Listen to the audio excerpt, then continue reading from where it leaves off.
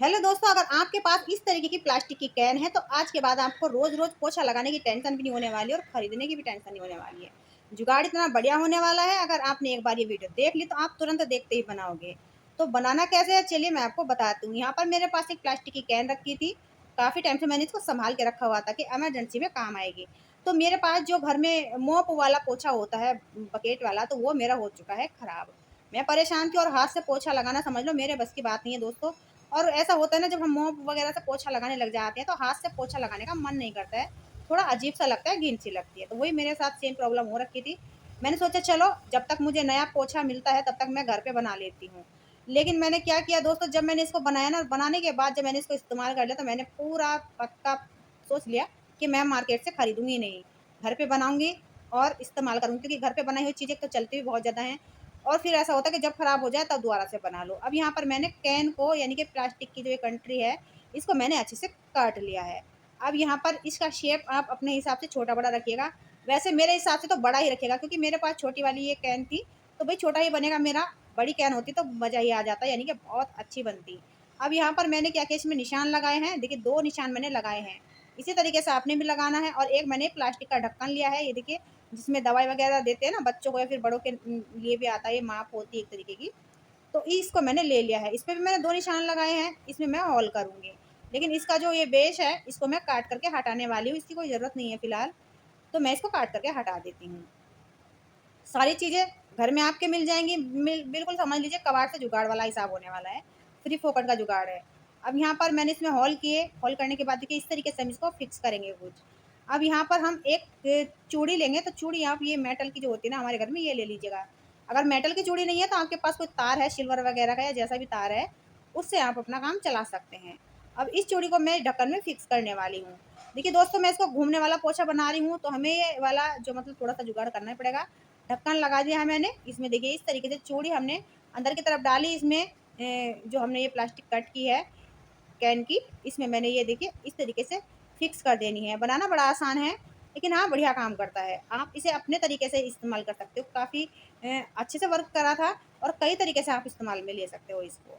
I hope यहाँ पर आपको ये समझ में आ रहा होगा, क्योंकि मैंने वीडियो काफ़ी स्पीड में कर दी है दोस्तों। अगर मैं वीडियो स्पीड में नहीं करती तो आपको बहुत ज़्यादा बोरिंग हो जाती और आप इतना लंबा वीडियो नहीं देख पाते। क्योंकि देखो, ये चीज़ें जब हम बनाते हैं तो थोड़ा-सा टाइम तो हमें लगता ही है। बट कोई नहीं, समझाने की पूरी कोशिश करूँगी। एक-एक स्टेप आपको अच्छे से समझ में आ जाएगा। अब यहाँ पर हमें लेना होगा कोई भी पुराना कपड़ा, लेकिन लेना कॉटन का ही है। तो यहाँ पर मेरा सूट था ये मैंने ले लिया है, कॉटन का है, प्योर एकदम। तो यहाँ पर इसको मैं फ़ोल्ड करने वाली हूँ। फ़ोल्ड करते समय आपको ध्यान रखना होगा, थोड़ा-सा मेज़रमेंट के हिसाब से आप इसकी फ़ोल्डिंग कीजिएगा। ऐसा नहीं कि आपने अपनी मर्ज़ी से फ़ोल्ड कर लिया, तो पहले नाप लीजिएगा। देखिए, अभी ये जो हमने ये पत्ती कट की है प्लास्टिक की, तो अब हम इस कुर्ती के कपड़े को जो हमने लिया है इसको अच्छे से फ़ोल्ड करेंगे, यानी कि मेज़रमेंट के हिसाब से फ़ोल्ड कर लेंगे। देखिए, मैंने मेज़रमेंट ले लिया है ताकि छोटा-बड़ा ना रहे, बाद में कोई दिक्कत वगैरह ना हो। अब यहाँ पर दोस्तों मैंने क्या किया है, इसको अच्छे से फ़ोल्ड कर लिया और देखिए नाप के भी देख लिया, तो नापने के बाद ही फिक्स एकदम बैठ रहा है। अब हम क्या करेंगे, यहाँ पर हमें चाहिए होगी लास्टिक। जी दोस्तों, हमें लास्टिक की ज़रूरत पड़ेगी। तो लास्टिक मेरे पास फ़िलहाल पतली वाली है। अगर आपके पास चौड़ी वाली लास्टिक है ना, वो थोड़ी-सी ज़्यादा चौड़ी सी आती है ना, वो 1 डेढ़ इंच के करीब चौड़ी होती है, तो वो वाली आप थोड़ा-सा लीजिएगा। तो वो बड़े अच्छे से मजबूती के साथ इसमें फिक्स हो जाती है और बड़े अच्छे से काम करती है। बट कोई नहीं, मेरे पास अभी फ़िलहाल ये थी तो मैंने इसी से काम चला लिया है। अब यहाँ पर दोस्तों हम क्या करेंगे, इसमें टाँके लगाएँगे। देखिए, सुई से आपको ये टाँके लगाने पड़ेंगे इसमें।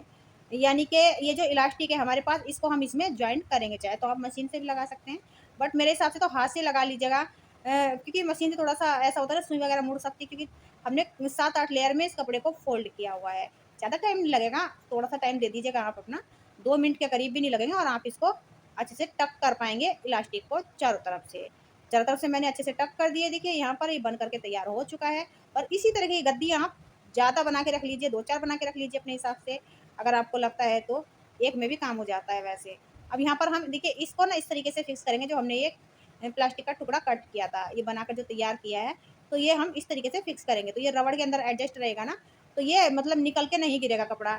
और ध्यान रखें, इलास्टिक जो है ना आपकी बिल्कुल ढीली नहीं होनी चाहिए। इलास्टिक ढीली रहेगी तो ये काम नहीं करेगा, निकल जाएगा कपड़ा इसके अंदर से। फिर आप कहोगे कि ये तो काम ही नहीं कर रहा। तो ध्यान रखें, इलास्टिक को एकदम टाइट आपने रखना है, एकदम टाइट, जिससे कि ये जो प्लास्टिक है इसमें अच्छे से फिक्स रहे और ये निकले ना। अब पाइप भी मैंने लगा के देखा दोस्तों, तो ये भी थोड़ा-सा ढीला आ रहा था ढक्कन में। क्योंकि मेरे पास ना ये जो हमारा मोप खराब हो चुका है ना, उसका पाइप रखा हुआ है, तो मैंने फेंका नहीं, भाई बड़े काम का है, आज काम आ गया और काम ही आता रहेगा। तो मैंने इसको रख लिया था। अब देखिए कितने अच्छे से काम कर रहा है ये। चाहे तो आप पंखे वगैरह से साफ कर सकते हैं, तो पंखा तो मेरे घर में इतना ऊंचाई पे है दोस्तों, मकान की ऊंचाई इतनी है कि भाई मैं तो बेड पे खड़ी होकर भी इसको साफ नहीं कर पाती हूँ, मेरा हाथ नहीं जा पाता है। तो ये काफ़ी ऊंचाई पे लगा हुआ है, तो मुझे काफ़ी दिक्कत हो जाती है, इस चक्कर से मैं पंखे भी साफ नहीं कर पाती हूँ। हस्बैंड की मदद लेनी पड़ती थी पंखे साफ करने के लिए, लेकिन अब मैं खुद से अकेले भी पंखे साफ कर पाऊंगी। देखिए कितने अच्छे से पंखे साफ हो रहे हैं। आप पंखों को जल्दी जल्दी साफ किया कीजिएगा, महीने में एक बार तो करना ही चाहिए, तो ज़्यादा गंदे नहीं होते। अब देखिए यहाँ पर कम से कम 4-5 महीने से तो पंखे मेरे घर के बिल्कुल साफ नहीं हुए थे, तभी आपको दिख रहा हो कितना यहाँ पे डस्ट और गंदगी जाले वगैरह इसके ऊपर उतर के आया है। तो समझ लीजिए दोस्तों कितने अच्छे से ये पंखों की भी क्लीनिंग कर देगा। अब यहाँ पर अगर आपको लगाना है पोछा, तो देखिए इस तरीके से इस गद्दी को आप पानी में भिगो लीजिए। पानी में भिगोकर आप अच्छे से इसको निचोड़ दीजिए, एक्स्ट्रा पानी निकाल देना है आपने। और फिर आप क्या कीजिए, इस तरीके से इसमें फिक्स कर दीजिए। देखिए पोछा आपका बड़े अच्छे से लगेगा। और मुझे तो बड़ा अच्छा लगा था जब मैं लगाती ना, खूब अच्छे से मैंने पोछा लगाया इससे। तो अभी फिलहाल मैं आपको लगा के दिखा देती हूँ ये कैसे वर्क करता है। ऐसे नहीं है आपके कुछ भी इधर उधर से वो करेंगे नहीं, ये इस तरीके से लगता है दोस्तों। ये देखिए आपने जैसे हॉस्पिटल वगैरह में भी देखा होगा ना, तो इसी तरीके से पोछा लगाते हुए आपने नोट किया होगा।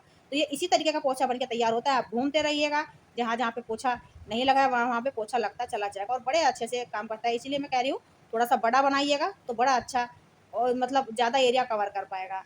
बच्चे भी लगा सकते हैं, देखिए बच्चों को भी बता सकते हैं कि बच्चे पानी वगैरह जैसे गिरा देते हैं इधर उधर, थोड़ा पानी भी गिर जाता है, तो इससे भी साफ कर सकते हैं। बार बार आपको हाथ डालने की जरूरत ही नहीं पड़ेगी पोछे में। आई होप दोस्तों आज की वीडियो आपको यूजफुल लगी होगी। अगर यूजफुल लगी है तो प्लीज़ वीडियो को एक लाइक जरूर कीजिएगा, चैनल पे पहली बार है तो सब्सक्राइब भी जरूर कीजिएगा।